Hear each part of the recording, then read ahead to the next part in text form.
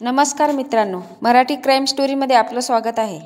कर्नाटक जिल्ह्यातील कंदूर येथे कविता आणि डॉक्टर रेवणचा संसार चांगला सुरू होता। दोघंही खूप खुश होते। रेवण डॉक्टर असल्यामुळे त्यांना पैशाची कमी नव्हती। त्यांना 2 छोटी मुले पण होती। सुखी संसार सुरू असतानाच डॉक्टर रेवणच्या जीवनामध्ये एक महिला आली। डॉक्टर रेवणची ओळख या महिलेसोबत सोशल मीडियावर झाली। तिचे नाव वैशाली होते। तासनतास दोघांमध्ये गप्पा गोष्टी सुरू झाल्या।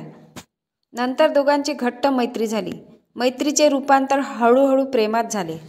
दोघांचे शारीरिक संबंधही सुरू झाले। डॉक्टर रेवण वैशालीच्या प्रेमात अखंड बुडालेला होता।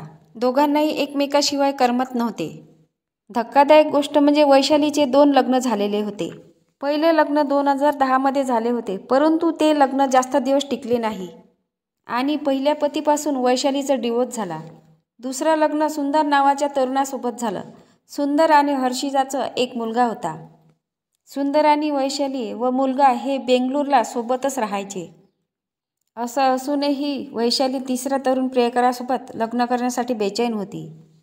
तिला आता रेवण डॉक्टरसोबत लग्न करायचे होते।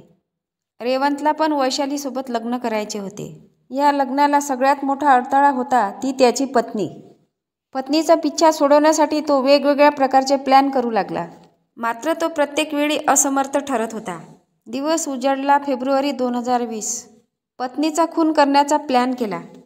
त्याने आपल्या 2 छोट्या मुलांना नातेवाईकाकडे नेऊन सोडले आणि आपल्या पत्नीला विश्वासात घेऊन त्याने तिच्या शरीरात जहरीले इंजेक्शन दिले। या इंजेक्शनमुळे त्याची पत्नी कविता ही बेहोश झाली। ती बेहोश असताना डॉक्टरने तिचा गळा दाबला आणि खून केला। लगेचच त्याने घाईघाईने घरातील सर्व दागिने काढले आणि एका पिशवीत ठेवले। एवढंच नाही तर पत्नीच्या अंगावरील काही दागिने काढले आणि त्याने पिशवीत ठेवले। त्याला घरात चोरी झाली आहे असा बनाव करायचा होता। सर्व दागिने जमा करून त्याने आपल्या प्रियशी वैशालीकडे पाठवून दिले आणि आरामात क्लिनिकमध्ये येऊन ओरडण्याचा बनाव केला। ही घटना वाऱ्यासारखी शहरात पसरली। लगेचच पोलीस घटनास्थळी पोहोचले। त्यांनी मृतदेहाचा पंचनामा करून मृतदेह उत्तरीय तपासणीसाठी पाठवून दिला।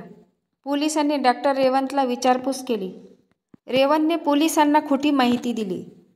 पोलिसांनी रेवण डॉक्टरला सांगितले की जोपर्यंत गुन्हेगार आम्हाला मिळत नाही तोपर्यंत तू शहर सोडून जायचं नाही।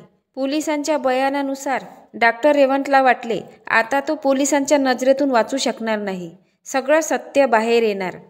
पोलीस आता त्याला नेहमी पोलीस स्टेशनला बोलावत असे। पोलिसांनी रेवणला पोलीस स्टेशनमध्ये बोलावले। त्याला पूर्णपणे खात्री होती की आपण कितीही खोटं बोलू तरी पण आपण पोलिसांच्या जाळ्यात अडकणार आहे। याच भीतीमुळे त्याने ट्रेन समोर जाऊन चालत्या ट्रेनवर उडी मारली आणि आत्महत्या केली। या घटनेने शहरात एकच खळबळ उडाली। मीडियावाले सतत हंगामा करत होते। पेपरला या घटनेची माहिती आली।